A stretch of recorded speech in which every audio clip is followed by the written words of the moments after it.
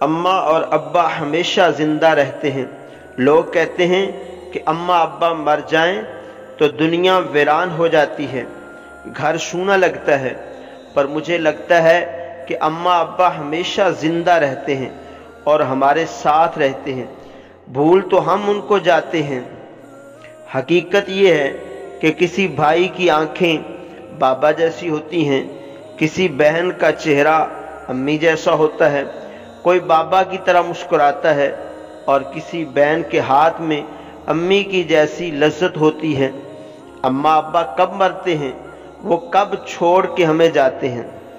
اماں ابا کی پرچھائیاں تو ان کے بچوں میں پائی جاتی ہیں، وہ دنیا سے جا کر بھی ہمارے ساتھ رہتے ہیں۔ کبھی اماں ابا کی یاد آئے تو سب بہن بھائی مل کے بیٹھ جاؤ، کسی کے چہرے میں ماں مسکراتی نظر آئے گی اور کسی کی باتوں میں ابا کا لہجہ سنائی دے گا۔